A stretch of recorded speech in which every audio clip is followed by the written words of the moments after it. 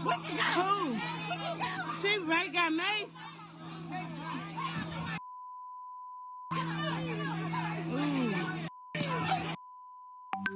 Oh, they fine, y'all. They fine, y'all. Oh, oh. Hey, that's our son. Hey, bro. Hey, bro. All right, look. Oh.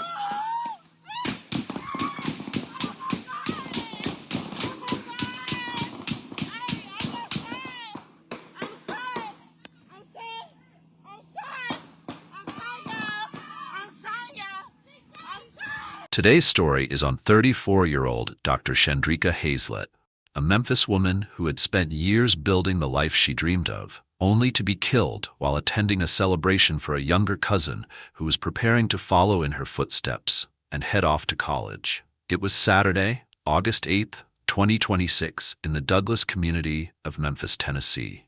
That evening, Shandrika and other members of her family had gathered for what should have been a happy occasion.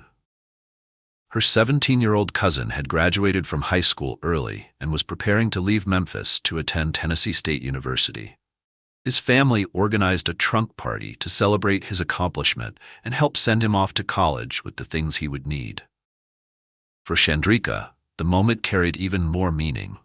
Tennessee State University was her alma mater. Years earlier, she had walked onto that campus as a student, beginning her own journey. She would go on to earn her bachelor's degree, then a master's degree, build a career in healthcare, and eventually reach another major milestone when she earned her doctorate just 1 month prior. Now, she was watching a younger member of her family prepare to follow a similar path. She was there to support him and celebrate what he had accomplished. But before the night was over, a fight broke out during the gathering. What began as a confrontation quickly escalated, and soon, people who had been celebrating were running for their lives as around 20 to 25 shots were fired. 5 people were shot. 4 would survive. Shandrika would not. So how did a party celebrating a teenager choosing college end with an innocent woman who had just earned her doctorate losing her life? Stay with me as we see how not walking away from a confrontation can shatter many lives. Welcome to Family Crimes TV. I bring you gripping, true crime stories every day, centered around family, relationships, and the moments where everything changes. If you're drawn to real cases, dark realities, and the psychology behind crimes within families, subscribe now and like this video as you step deeper into the story with me. Shandrika Hayslett, affectionately known as Drea, was 34 years old and had spent most of her life in Memphis, Tennessee, with deep ties to the Douglas community. To the people who knew her, Shandrika was someone who believed strongly in family, faith, education, and constantly improving herself. She had ambitions that extended far beyond simply finding a job and settling into a routine. Shandrika wanted to build a career in healthcare leadership, and one of her long-term goals was to eventually become a healthcare CEO. Education became one of the clearest ways she worked toward that goal. Shandrika attended Trezevant High School in Memphis, graduating with the class of 2009. After high school, she continued her education at Tennessee State University, a historically black university in Nashville that would remain an important part of her story years after she left campus. At Tennessee State, Shandrika studied health science, concentrating in public health while also completing a minor in dance. On May 7, 2016, she graduated with a Bachelor of Science in Health Science. For Shandrika, that accomplishment carried another layer of meaning because she was a first-generation college graduate. She had reached something that had not simply been expected or handed to her. It was a milestone she had worked toward, and rather than treating that bachelor's degree as the end of her education, she continued looking ahead. A little more than 2 years later, she completed another major goal. Shandrika enrolled at Strayer University and pursued a master's degree in healthcare administration. She graduated on October 13, 2018, but the journey toward that degree had taken place during a period when she was also dealing with serious health problems. Shandrika later reflected publicly on what she had gone through.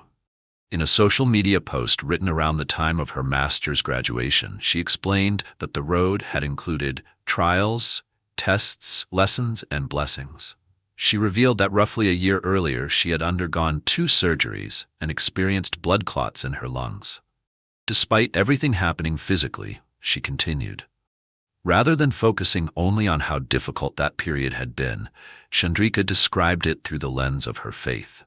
She believed that trusting God, stepping out on faith, and continuing to walk in her purpose had carried her through a period that could easily have derailed what she was trying to accomplish. She ended the message by encouraging other people to share their own testimonies and trust the process they were going through. That mindset seemed to follow Shandrika throughout her adult life. Her ambitions weren't something she spoke about occasionally. She kept returning to school, adding qualifications, and looking for ways to move closer to the future she pictured for herself. Around the same time that Shandrika completed her master's degree, she began working at the Memphis VA Medical Center. Healthcare was no longer simply what she had studied. It had become her career. Over the years, she continued gaining professional experience while maintaining her larger goal of reaching an executive level within healthcare. What stood out about Shandrika was that each accomplishment seemed to become a reason to aim for the next one. The bachelor's degree led into the master's degree. The master's helped strengthen her career. And even after reaching that point, she still wasn't finished. Outside of school and work, another major part of Shandrika's life had been developing alongside her career. She had been in a relationship with the man who would eventually become her husband since around 2012. They spent more than 6 years together before he proposed to her at the beginning of 2019. For Shandrika, that period appeared to feel like several parts of the life she had prayed for were coming together at once. She had completed her master's degree. Her career was advancing. She was engaged to the man she had spent years with. And later in 2019, the couple purchased a home together. Shandrika celebrated the moment publicly, writing about how grateful she was for everything that had happened over the previous year. She mentioned earning her master's degree, getting her dream car and dog, becoming engaged, and now becoming a homeowner. Her message was filled with references to faith, prayer, encouragement, and how she and her fiancé had continued motivating one another. There was one more major milestone they were preparing for: marriage. Shandrika had originally imagined a larger wedding celebration, but those plans were disrupted when the COVID-19 pandemic changed gatherings around the country. Instead of putting their lives completely on hold, Shandrika and her fiancé chose a more intimate approach. On July 4, 2020, they were married in the backyard of their home. The ceremony was small and personal, with family present and everyone dressed in white. Shandrika later thanked the people who had called, texted, sent gifts, prayed for them, and joined them for the celebration. Both she and her new husband returned to work as essential workers shortly afterward. For Shandrika, marriage did not mean slowing down professionally or academically. She continued working, continued enjoying the life she had built, and continued thinking about how far she still wanted to go. But in 2024, while she was working toward another major educational goal, Shandrika experienced a devastating personal loss. Her father died on July 20, 2024. The two had been close, and Shandrika later expressed how unprepared she felt to lose him. In a message shared after his death, she wrote that although she wasn't ready, she was grateful that they had spent more time together than usual shortly before he died. She reflected on the years they had shared, their conversations, prayers, and the bond between them. She wrote simply that her feelings were hurt, but that she was grateful for the time she had been given with him. Losing her father happened while Shandrika was already carrying the demands of work, marriage, family, and another degree program. She had enrolled at South College to pursue a Doctor of Business Administration. It was the next step toward the professional future she had spent years preparing for. By then, Shandrika already had a bachelor's degree in health science, a master's degree in healthcare administration, and years of professional experience. The doctorate would give her another level of training as she continued pursuing leadership opportunities within healthcare. And she kept going. Even after losing her father, she remained focused on finishing what she had started. By 2026, all of that work had paid off. Shandrika completed her Doctor of Business Administration at South College. Around May 23rd, she celebrated the achievement on social media with a short message that captured how significant the moment felt to her. New chapter unloading. Shandrika Hayslett signing out. Dr. Hayslett signing in. The formal graduation followed in June 2026. Now presenting the doctoral degree programs. Doctoral candidate Shandrika Hayslett.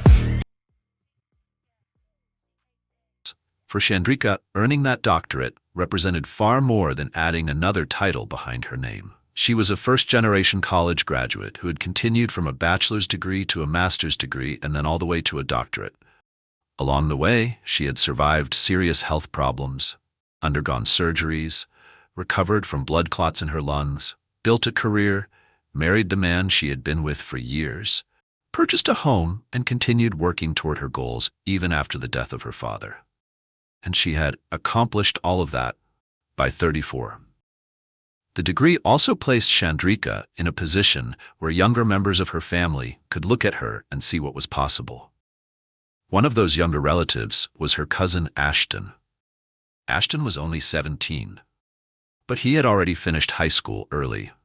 Family members later said he had graduated out of the 11th grade rather than following the traditional timeline through 12th grade.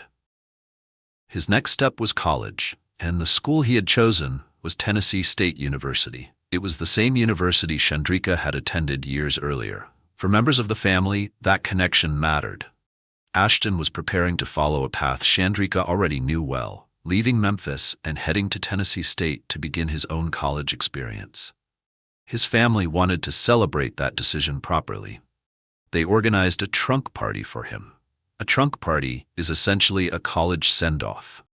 Friends and relatives gather to celebrate a student before they leave home, often bringing items that will help them once they reach campus: dorm supplies, household essentials, money, clothes, and other things a young person might need while beginning college.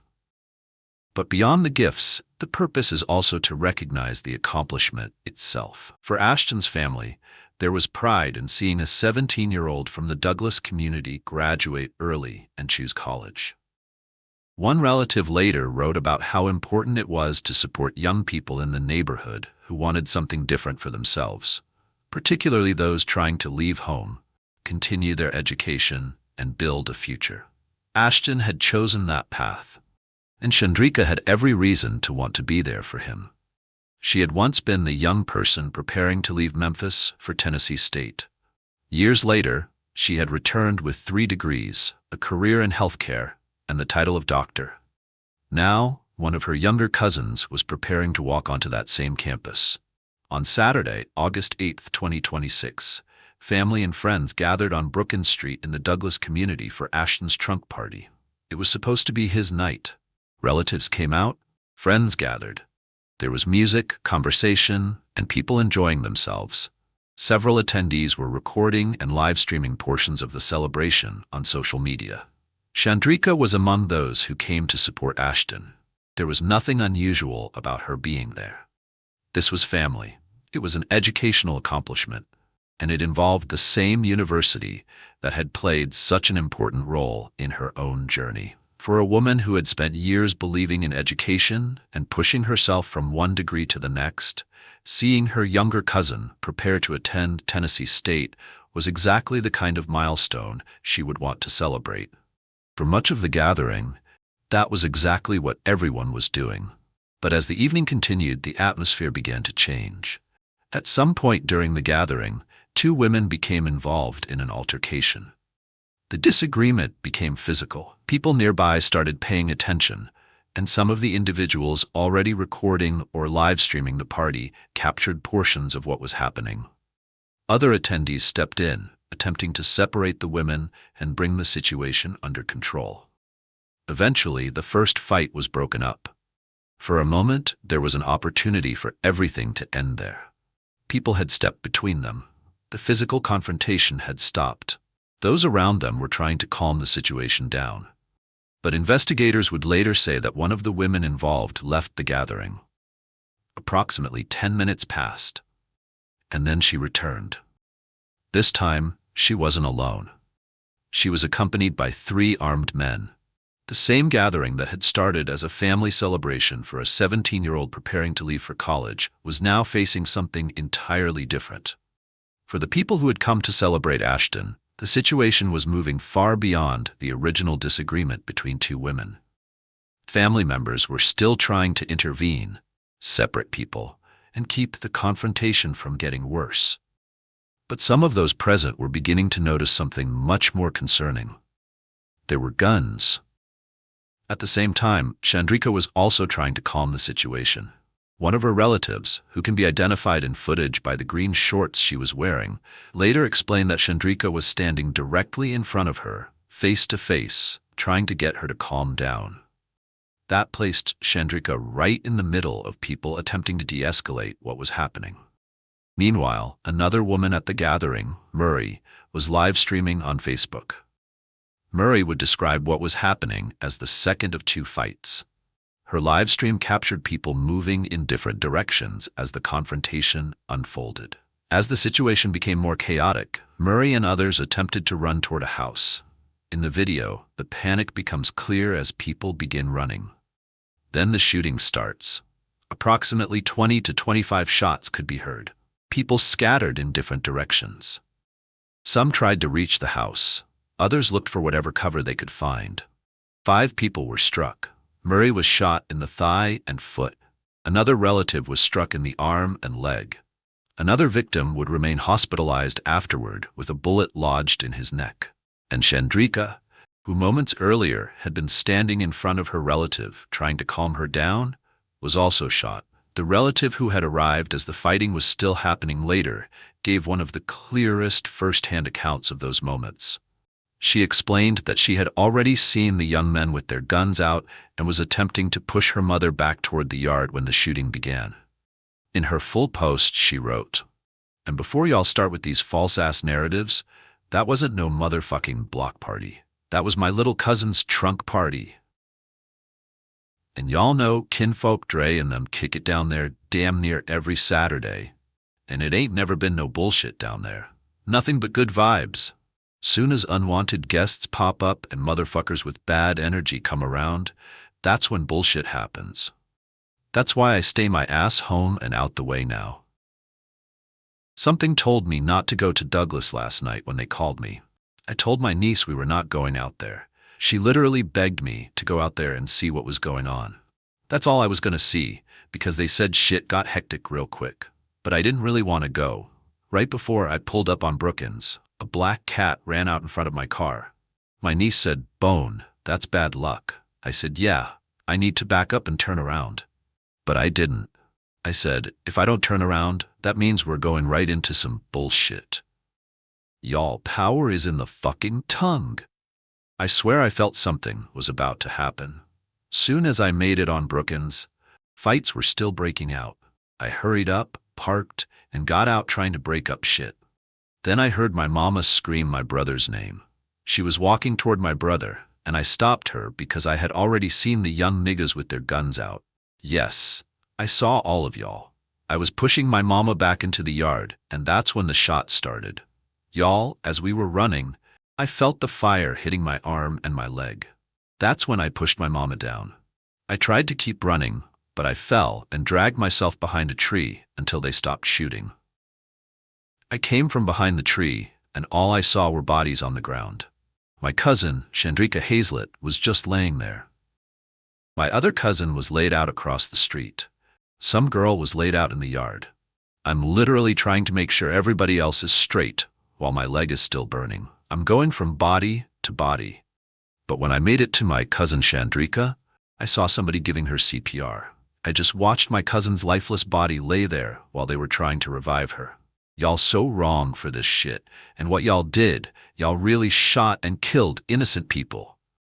My cousin had just graduated from getting her doctorate degree. Married with no kids, good job, good career. The sweetest person you'll ever meet. The most beautiful chocolate girl I ever laid eyes on. I'm talking about everything about her was just stunning. She had the beauty and the brains. A real fashionista. I was just bragging about her to my daughter 2 weeks ago.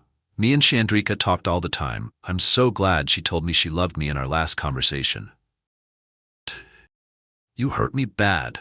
You got me crying so hard. You didn't deserve this at all. And just know, justice will be served. Another relative was there as well. The woman in the green shorts, whom Shandrika had been trying to calm immediately before the shooting. She later explained what Shandrika had done for her in those final moments. This beautiful angel saved my life. She was directly in front of me trying to calm me down. Her and the girl from the video, if you've seen the video, I was in the green shorts. She was face to face with me telling me to calm down, cousin. She was shot right by me. I'll never be the same. Y'all fucked me up. Why would y'all shoot into a crowd of women? Was it that bad you had to kill and shoot innocent people? Her next post described what happened as she remained near Shandrika while emergency efforts continued.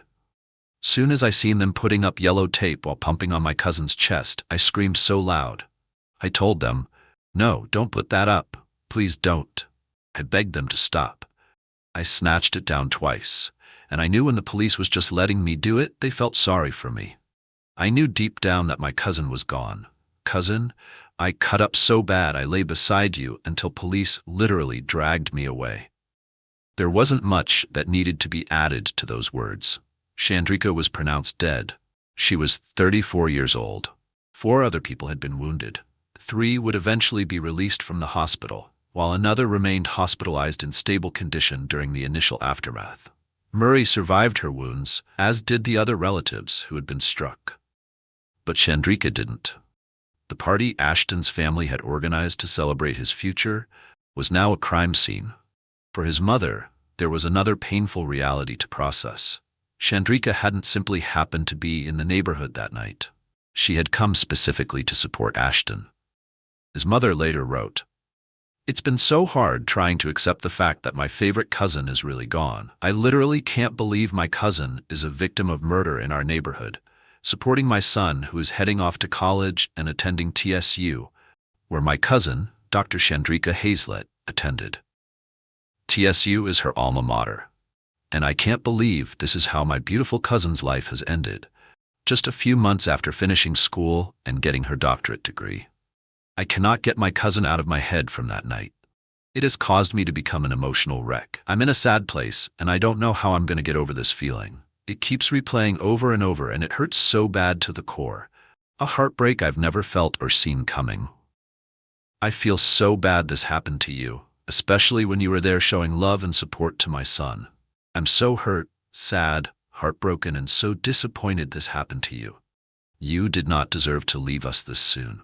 It's always been me, you, and my favorite Rista when we go out together, and our girl is gone and left us like that. We had so much planned, and I was looking forward to spending more time, making more memories, and getting out with each other more. Your smile, your laugh, your personality, oh how I'm going to miss you making me laugh. It'll never be the same. Why? Why?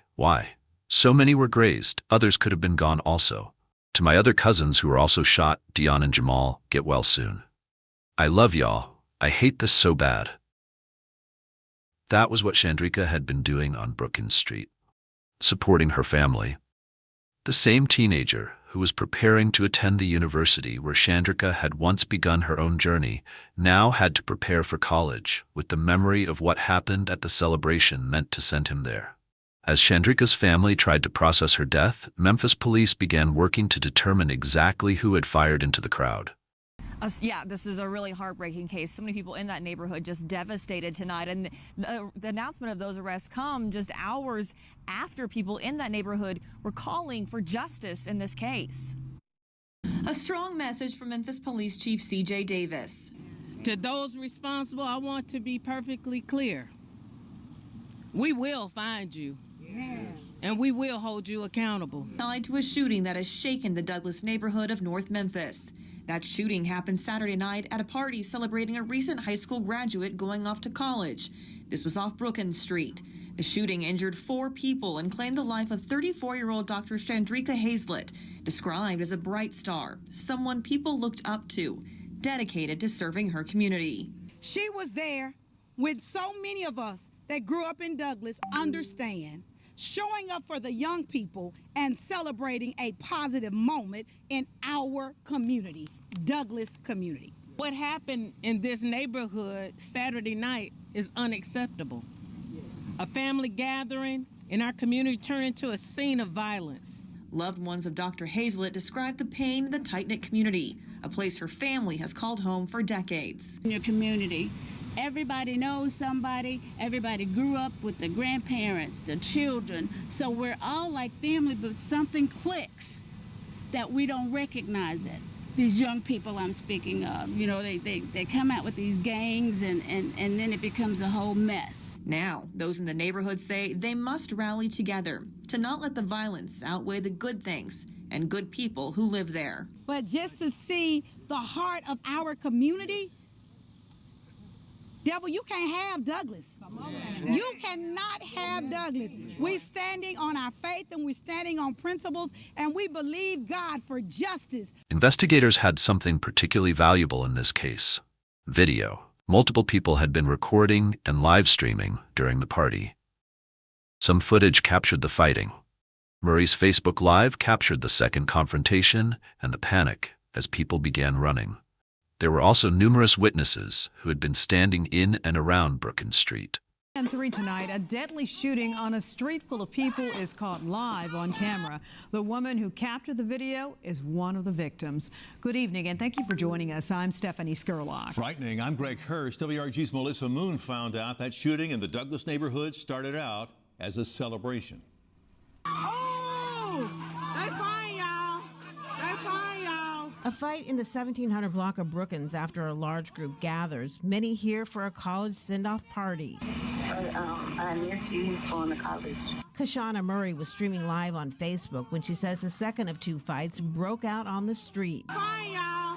They fine, y'all. People are seen running in different directions. Murray says her group tried to run toward a house. You can hear the panic in her voice. No, stop, stop. Before 20 to 25 shots rang out.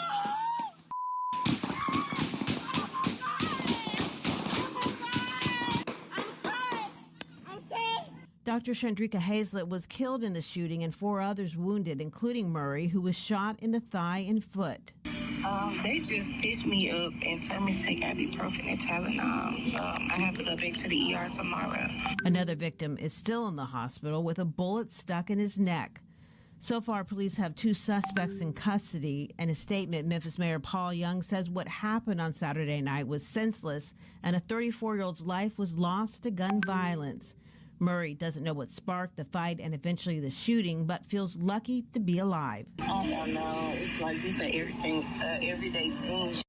Investigators reconstructed the sequence, beginning with the fight between the 2 women. The separation, one woman allegedly leaving and then returning approximately 10 minutes later, accompanied by 3 armed men. Eventually, police identified 3 people they believed were involved in the shooting. 2 were adults: 25-year-old Damian Thomas and 25-year-old Naskiel Wilson. The third was a 16-year-old boy whose identity was not publicly released because he was a juvenile. Within hours of that public statement, there was movement in the case. Thomas and Wilson were taken into custody. Both men faced serious charges connected to Shandrika's death and the people wounded on Brookins Street, including first-degree murder, attempted first-degree murder, and firearm-related offenses. When they appeared in court on August 11th, both were denied bond. Wilson's appearance also produced commotion inside the courtroom when members of his family raised concerns about his hearing impairment and said he needed assistance understanding what was happening. Thomas, meanwhile, entered a not guilty plea. His attorney publicly disputed the idea that Thomas had been one of the shooters and said people who had witnessed what happened were contacting his office. He explained, the challenges in this case is we've got a lot of witnesses already contacting or out the potential that our client's not a shooter in this case.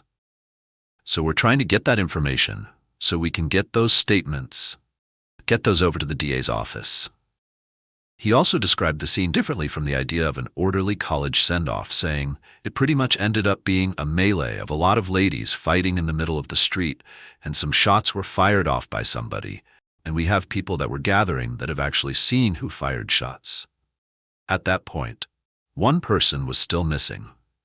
Police were searching for the third suspected shooter. That changed when the 16-year-old was subsequently arrested, becoming the third person taken into custody in connection with the shooting. Because he is a juvenile, his name was not publicly released. He faces charges including first-degree murder, multiple counts of attempted first-degree murder, and weapons-related offenses. With his arrest, all three people identified by investigators as the alleged shooters were in custody. Meanwhile, Memphis police say a third suspect, just 16 years old, is now under arrest in connection with a deadly weekend shooting that claimed the life of a doctor. Saturday's shooting in the Douglas community happened during a college send-off party. Up to 25 shots were fired. Dr. Shandrika Hayslett was killed and 4 others wounded. Naskiel Wilson and Damian Thomas were arrested Monday and charged with first-degree murder and attempted murder. The 16-year-old is facing the same charges. But as attention shifted toward the defendants, another part of the story began receiving scrutiny. Damian Thomas had encountered the criminal justice system before. One of those cases went back an entire decade. In August 2016, when Thomas was 15 years old, police responded to a shooting near Craigmont High School. A group of teenagers had reportedly been fighting after school when one of them obtained a gun and a 14-year-old boy was shot in the leg. Thomas, then 15, was charged with attempted first-degree murder, possession of a firearm during the commission of a dangerous felony, and 6 counts of reckless endangerment. The victim was taken to Le Bonheur Children's Hospital and was expected to survive. That case needs to be distinguished from the current allegations, and the final disposition should be established before drawing conclusions about what ultimately happened to those charges. Thomas's name surfaced again years later. In June 2023, 2 investigators were canvassing around Sunset Street and Mount Olive Road in connection with an unrelated homicide when they encountered a blue Mercedes carrying 4 men. Police said the Mercedes accelerated, cut in front of the investigators, and blocked their path. Investigators said 2 passengers then pointed firearms toward them, including a weapon with an extended magazine. The investigators managed to get away and called for backup. Approximately 20 minutes later, officers located the Mercedes parked in a driveway on Orr Street. Several men were identified, including Thomas. The reporting from the Times said one of the men told investigators that the group had been driving through the Douglas area when they encountered a vehicle they didn't recognize and prepared themselves for what they perceived as a possible threat. Thomas was among the men arrested in connection with that incident. By the time he was arrested in Shandrika's case, reporting also indicated that he had an unrelated open case involving the theft of a firearm. None of those previous encounters prove what Thomas did or did not do on August 8, 2026. The current case still has to be decided on its own evidence. For Shandrika's family, however, the focus remained on the person they had lost. In the days following the shooting, relatives, friends, co-workers, community leaders, and people throughout Douglas began speaking publicly about Drea. She was described as a bright star and as someone younger people could look up to. Community leaders also emphasized why everyone had gathered that night in the first place. This wasn't supposed to be a gathering centered around conflict. A 17-year-old had graduated early. He was going to college. His family wanted to celebrate him. And one of the relatives who showed up was a woman who represented exactly where that decision could lead. Another family member expressed frustration over how Ashton's accomplishment had been overshadowed by what happened. The Post brought the story back to the reason Brookins Street had been filled with family and friends that Saturday night. I really hate that my little cousin's trunk party turned into a tragedy. It's kids that grew up in Douglas that really want to go off to college and make something out of themselves. It's kids that really want to get away from that type of environment, and it's parents like us that want to see our kids make it out the hood and do better than we did. Ashton was a 17-year-old graduate that graduated out of the 11th grade and chose to go to college. He didn't choose the streets. He wanted to take a different route. Ain't too many kids from Douglas graduating and going to college. So be supportive of the ones that do. Don't ruin their moment for y'all own selfish reasons.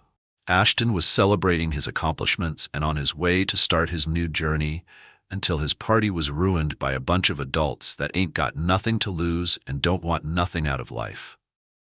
And all Shandrika was doing was being supportive, big cousin setting better examples for our youth. And she lost her life to gun crime. Ain't no way in hell my little cousin got to still go off to college, knowing what just happened at his trunk party. That connection between Ashton and Shandrika is what made the circumstances especially difficult for the family. Years earlier, Shandrika had been the young person leaving Memphis for Tennessee State. Now Ashton was preparing to do the same. Shandrika had already shown what could come afterward. She had earned her bachelor's degree, continued into graduate school, built a healthcare career, and eventually earned a doctorate. But there was another future Shandrika had been building away from school and work. She and her husband had been together since around 2012. They had spent more than 6 years dating before becoming engaged. They bought a home. When the pandemic disrupted their original wedding plans, they married in their backyard on July 4, 2020. By 2026, they had shared close to 14 years together.